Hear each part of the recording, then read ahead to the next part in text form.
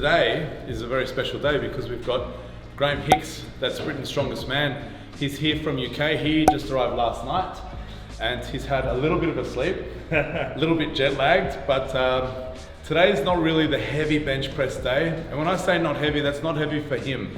Definitely heavy for us. He's going to be going heavier. As we know from our last session, what did we get on our last session? It was like 235 for a triple. No, it's 225. 225. It was something good. But we'll go back on my YouTube videos, and maybe our special videographer who's holding the camera can make a pop up and say exactly what our last session was. But we know that Reese is also quite strong. My last session was 200 for a double. I just hit a double. I don't know what I want to get. Well, I do know what I want to get. Is better than 200 for a double. The goal for Graham is to come first at Big Dogs, which is going to be in 2 weeks' time. It's exactly 2 weeks from today. So this isn't his last heavy session. We've got one more heavy session of bench press. We've got a heavy squat on Monday. And we want to make the conditions as good as possible so that we can win the thing. He didn't come all the way from UK to come second or third or anything but first. Is that right? That's correct, yeah. His best bench press in prep is what? I've done 270 for 2. And that was actually the third set. So he did 265 for a double. He went for another double on 265 and he cramped, so he got a little bit upset. So he put 270 on and did a double of that. Yeah. And that was quite comfortable, is that right? It was comfortable, yeah. So we're not going to go that heavy today. We don't want to go that heavy today. It's a light day, so you're going to see what light means for Graham. It's going to be fun. But why don't we have a look at how we're warming up. The first thing that he did, which I quite like, because a lot of my coaches, so not my coaches, my athletes that I'm coaching from afar, just get straight into it and they ignore all of the small stuff. But he's gone straight over to the lat pull down machine and started warming up. And that's exactly what we're going to go and do now. So come and check it out. So the reason why we like to do lat pull downs as a warm up, this position right here is the exact position that I want to hold my shoulder blades through the entire bench press. It's the opposing movement, but although it's the opposing movement, it's the exact position that I want to be in through the whole bench press. So that's why I like to warm up lat pull downs during the whole warm up procedure for my bench press sessions. As you can see, the weights aren't heavy.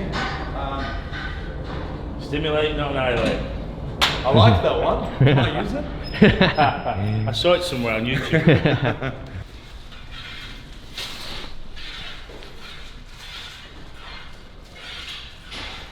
So the cue is to pull the shoulder blades back and down towards the back pockets.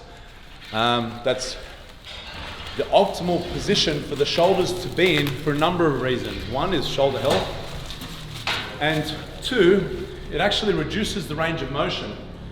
So here's long arms, that's pushing my shoulder blades forward, pulling them back and down. If you just saw how much it just shortened my arms. In a bench press competition, we want to travel as minimal as possible, which makes the movement easier. But it's not just about making the movement easier, it's about making our shoulders happy throughout the entire preparation for the bench press competition. Good work, Chris. That was really good. Yeah, nice lat pull down. Thank you. Yeah. What a setup. How's that rack height? Yeah, it's fine. Remember when you have weight on there? No, that's okay. Let me try that with weight on. Yeah. Let's put a plate on, shall we? I reckon we should get around to doing that. So, We should get around to putting a plate on it or something.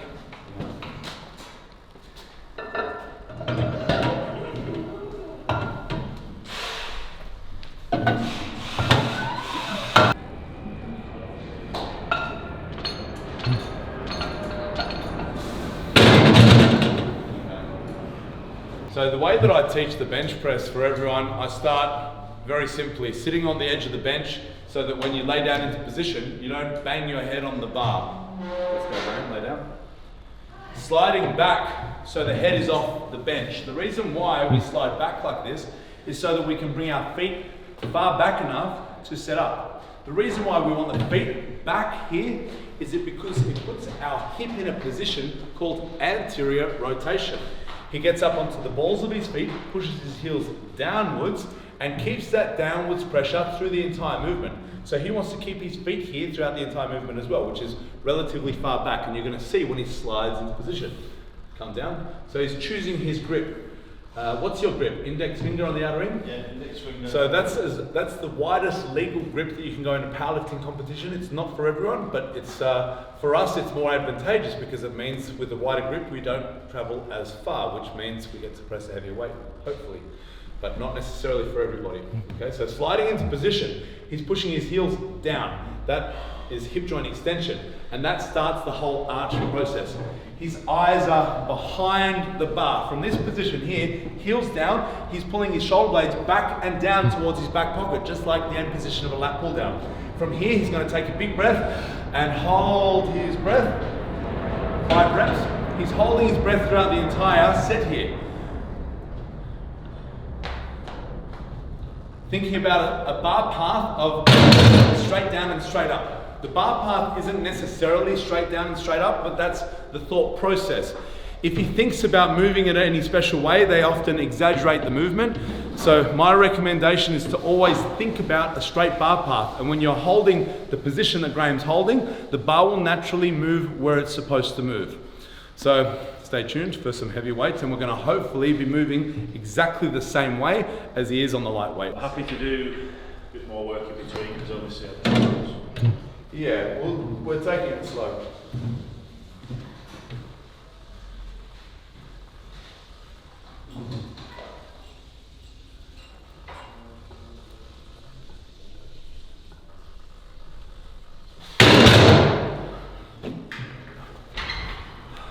So 3 people, completely different body shapes and sizes and strength levels, all following the same bench pressing technique. There's a few other different variations of these techniques that other people like, but this is just our favourite one, which is why we do it. What's your best bench press? 260. 260 kilo bench press. My best in competition is 240 kilograms at 110 kilos body weight. As we know, Graham hasn't competed in a powerlifting competition yet, but he did 270 for a double very easily, and we're all using the same technique, so we absolutely know that it's doing something right. Okay, Graham, going to do another set of the same weight.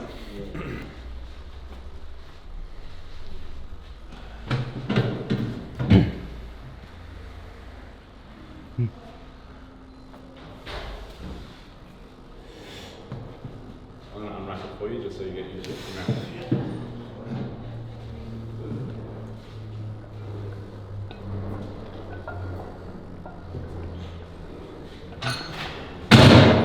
Nice. Same position, slides back, feet back, up on the balls of his feet, pushes his heels down, slides into position, eye level behind the bar, taking a big breath. His shoulder blades are back and down towards his back pockets throughout the entire movement. He has held his breath for the whole set and then breathed out. That technique of holding the breath is unique to the bench press. A lot of people say, or they hear me talk about holding the breath for the whole set and they go and do that for a squat or a deadlift. Don't do that. We're laying down on a bench in a squat or a deadlift. When you're standing up, you could pass out. Don't do that. The reason why we hold the breath for this whole position with the feet back, the idea of everything we're doing in a bench press is to arch our upper back. So you see this big cheater arch a lot of people talk about. The way that our shoulder blades move best on our rib cage is in this extended position. So that's arching the upper back, allows our rib cage to fall back and down in our back pockets. And that's also paired with inhalation. So when we take a big breath in, our body naturally wants to move into this position. When we exhale, the opposite happens. So we try and maintain that inhalation or that breath hold through the entire set. No, that's okay. Your bench more. That's what I'll bench.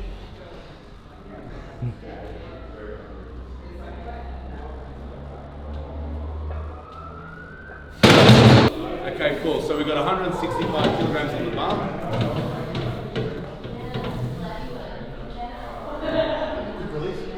Yep.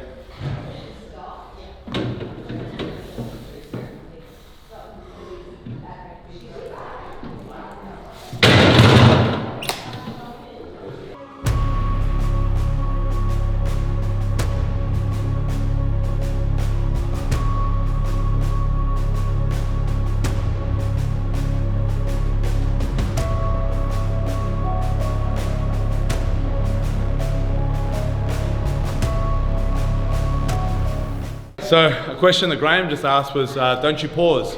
Yeah, he does pause. A lot of the times he likes to pause in his accessory work, and sometimes he'll have sessions, especially leading up to competition, where he's using strict pauses and all of the commands. But for now, not just him, but all of my athletes, sometimes we just have to push the weight. It's still great technique. He may not be following the competition calls, but there's still going to be a time and place where he does that. He's an experienced competitor, so he still knows how to pause, and he will be including that in his programming. But for now, this is the most comfortable way for him to press the heaviest weight and get strong. Graham, on the other hand, he's got to have 3 more bench press sessions up until competition. And this is the first time he's used the competition bench, and it's the first time that he's going to be using or thinking a lot about the competition calls. So right now, it's compulsory for Graham to be practicing as he's going to be competing.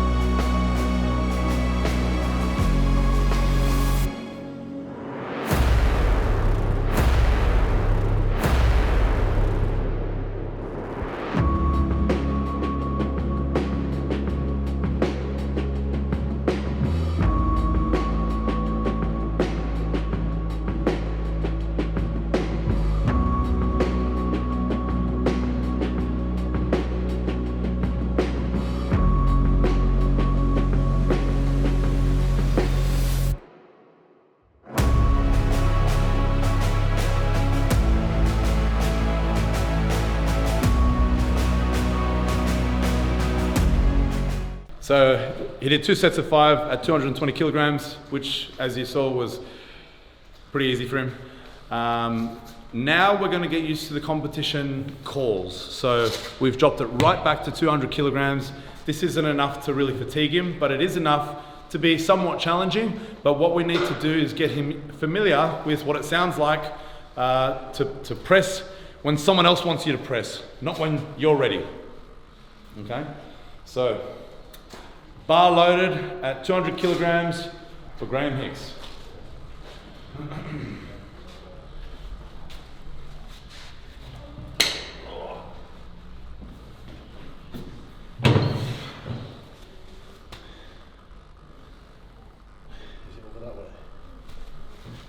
Pretty even, it's pretty centered,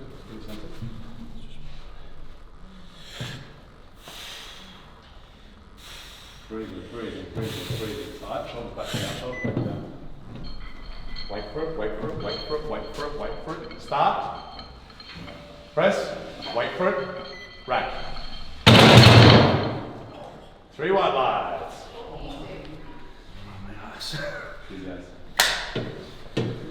That is a competition bench press. Have a listen to the competition calls. This is how it ends up in competition. A lot of the times you're pretty much not allowed to move until you've been told to move. So basically what will happen in competition, Graham will be called out. They'll say, so there's 210 kilograms. So they'll say, bar loaded at 210 kilograms for Graham Hicks. And that's Graham's cue to come out. From there, we unrack. We don't have to wait for anything. We unrack. And then he has to hold that weight in his hands and wait for the center ref to call start, where he'll lower the bar under control to his chest. When the bar is motionless, he'll be given the command press. When that bar is locked out completely, he'll be given the command rack. And that's when the set is over. If he beats any of those calls, or if he moves without being told to move, even if he lifts the weight up, he'll be given red lights and that lift won't be counted. So the calls are quite important to understand in competition. So let's do it in real time. We're going to do bar loaded for Graham Hicks at 210 kilograms.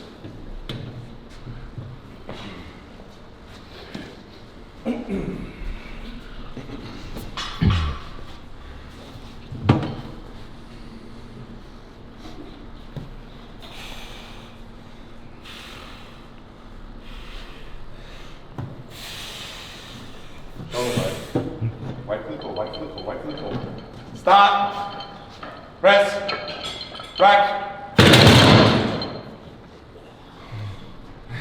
That's pretty good. So, that's easy as for Graham, but I can still see a few little things there. When he pressed it, he's used to just pressing it and throwing the bar down.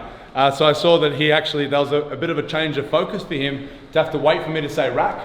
So it's a bit of a pain in the butt now. But that's what's going to happen in competition. Yeah, he's a competitive athlete anyway. He's a strong man, so he is used to rules of competition and strict judging as well. So he knows what that's all about. It's just unfamiliar, but our job in the next 3 days is to make all of these things familiar to Graham. He's a fast learner. He's an elite level athlete. So by comp day, he'll be good. Perfect setup. Wait for the calls.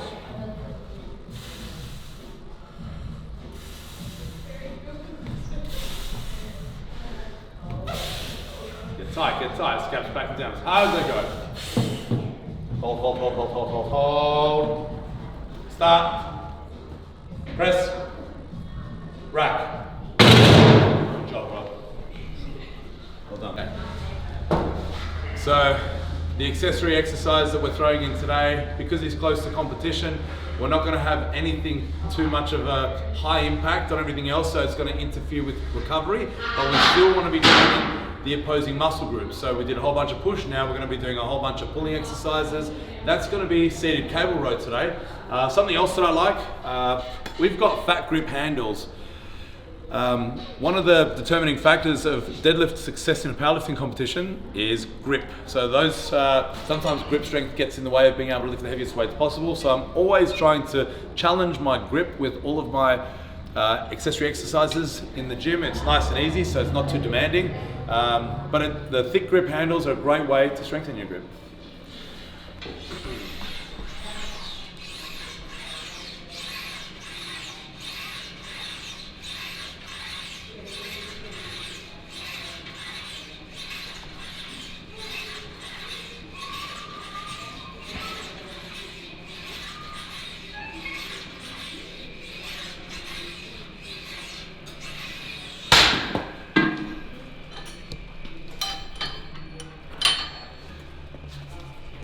Let's do 15 reps.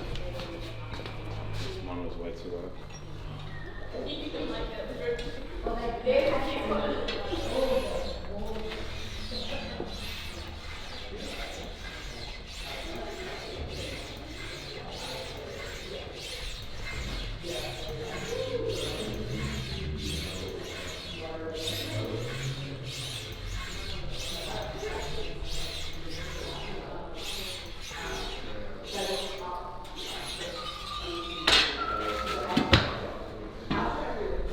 When we row, when we pull down, when we train the opposing muscle group, we prefer to use higher volume compared to all of our pushing muscles. The back responds very well to higher reps compared to if we were to 5 reps and below.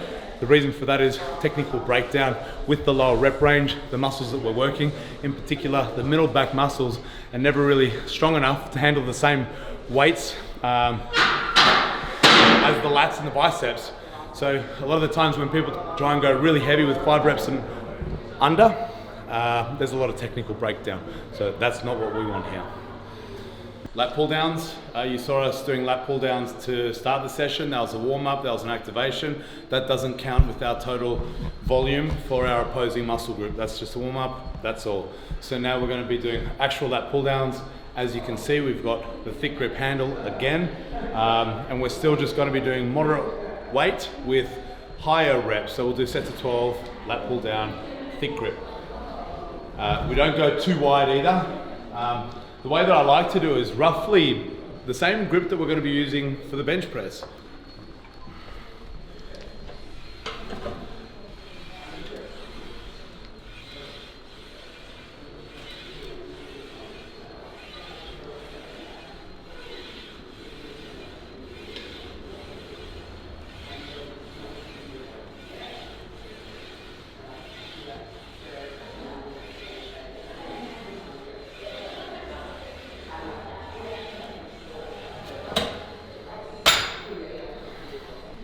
So would you do thumb over or thumb under? I just grabbed it then with full grip. That's when I'm challenging my grip strength. Sometimes when I'm just working on my back and I'm not worrying about my grip, I like to treat my hand like a hook and kind of relax my arms as much as possible. So it takes a lot of the focus off my elbow flexors, so like my biceps, and puts a lot of the focus on my lats and middle back muscles, lats, traps, and rhomboids. But for this, the purpose of using the thick grip is to challenge the grip. And whenever we're factoring in grip, I like to put the thumb over.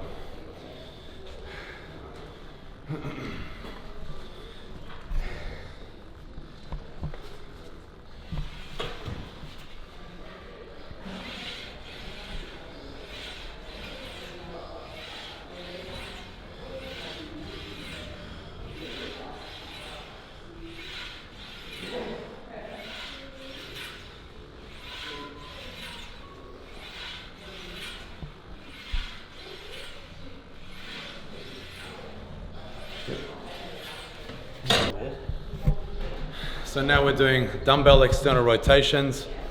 Basically when we do heavy push and pull exercises, so the biggest pushing muscles are our pecs, the biggest pulling muscles are our lats.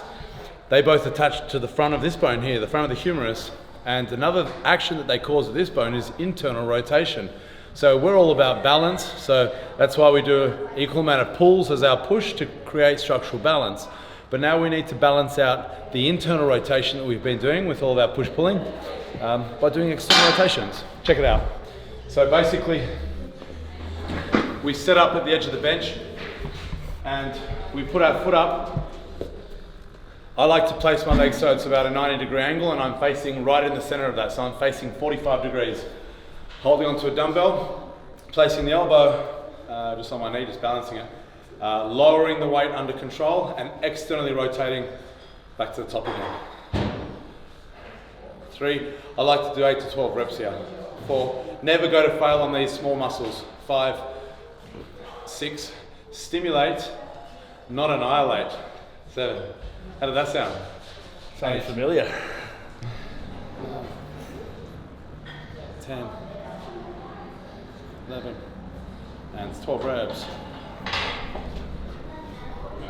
Okay, so feet at 90 degrees and I'm facing 45 degrees. Elbow balancing on the knee.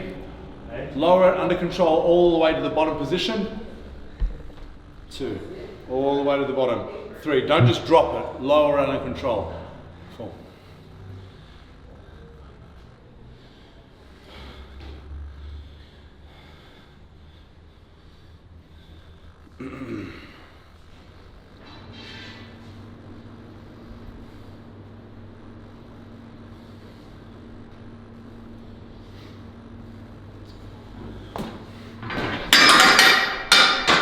So, something you'll notice, big difference between Graham and I, he's a lot stronger with the main movements, and this is very common with a lot of the types of athletes that I get. They're doing all of the right things. They've got really strong muscles, really strong prime movers. So it's not as if I had to get any of his pecs or delts or triceps stronger. Like, they're the strongest in the world. That's as strong as you're gonna get. But when it comes to me, these are the things that we work on. And this is the success that I get with a lot of my high level presses that come to me. I get a lot of bench presses that can already bench press 200 and more kilograms. He was benching 250 the first day I met him, or the first session that I had with him. So he was already strong, that was never a question. But these are the little things that I like to add in, and you can see there's a very big difference between my strength and Graham's strength with the pressing. But when we do these ancillary exercises, we're both very much on par, which doesn't mean I'm so wonderfully strong. It just means it's a point that Graham's been neglecting for many, many years. And now that he's going to be bringing up that weak point, this is where we're going to be continually progressing with his pressing strength. He's done 270 for an easy double as his last heavy pressing session. But yeah, sky's the limit. I don't see a reason why he's not going to go past 300 kilograms in the very near future. And if he keeps on working on structural balance, keeps on working on his technique, there's no reason why he's not going to just keep on progressing. Okay, so push-pull ratio of 1 to 1. Remember, that's not just completely balancing our upper body, that's leaving us internally rotated. So that's the reason why I like to always add in external rotation exercises to my shoulder joint at the end of all of my pressing sessions. Let's go, Graham. What I was trying to say was, can you lean on something? Absolutely. So because like for me, that's causing me to cramp. Fair enough. So that's another reason why it was harder for Graham to do it, because he's just completely in an uncomfortable, awkward position. Yes, you can do it with your arm up here. So put your arm up. Basically, the muscles that we're working, the external rotators of that shoulder joint, they sit here on the shoulder blade, infraspinatus, teres minor, and the rear deltoids. So they're all back here. So as long as we can anchor this bone so it's still and it's rotating on axis. So it doesn't matter if your arm is in front of you, locked to the side, or up in this position. As long as we can anchor that arm so it's rotating on axis. It doesn't really matter if the elbow is up high, down low, or wherever it is. So we can do this on all angles, so long as we understand the laws of gravity. A silly exercise that I see people doing is this, holding a dumbbell and doing like this. Gravity's pushing down this way. The only muscles that we're working is the elbow flexors, or put it simply, the biceps. So we have to work against gravity, and he's definitely working against gravity with this movement here. So we're very effectively working the external rotators of the shoulder joint.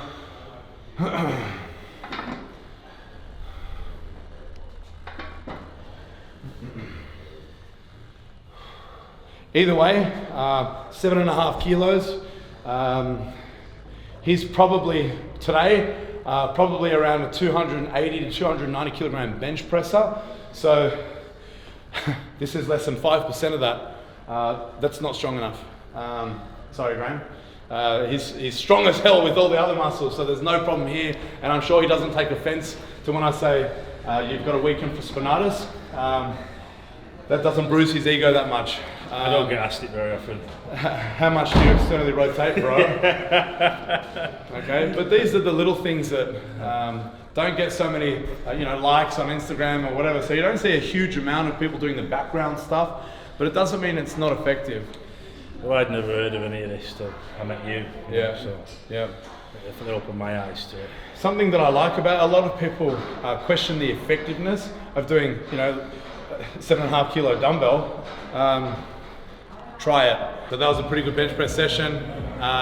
220 kilograms for 2 sets of 5. Then a whole bunch of competition specific calls for Graham, which is very new to him. So that was great practice for Graham. Little Reese, he got 2 sets of 4 on 220, and then 2 sets of 5 on 200 with the strict pauses. So that's to answer some of the people's questions who ask him if he ever does pause benching. Yes, he does. With me, I did not as heavy as these guys, but still pretty happy with the session. 3 sets of 2 on 200 kilograms. Today was a pretty good day. It was okay.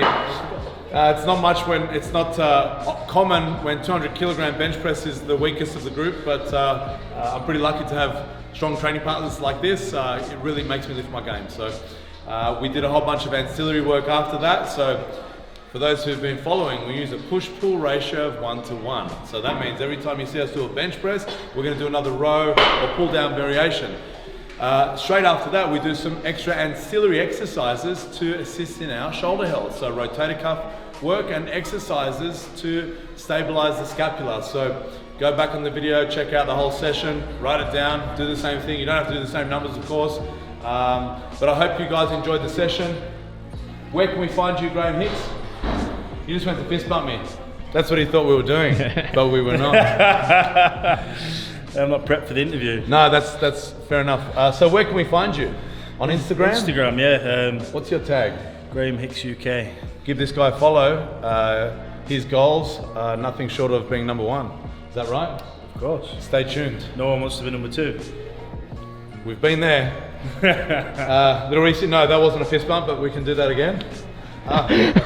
Okay. Where can we find you, Little Reese? OnlyFans, but don't go on there. Don't go on there. Where's another place that we can find you? What about Instagram? Instagram, Yeah, somewhere savoury. Pale Horse Powerlifting. Check him out. Check him out. He's a great source of knowledge as well, and great source of heavy lifting and all things beard and tattoo related. All right, guys. Thanks for the session. We can high five now. High five. I've got a fucking jump to get up there.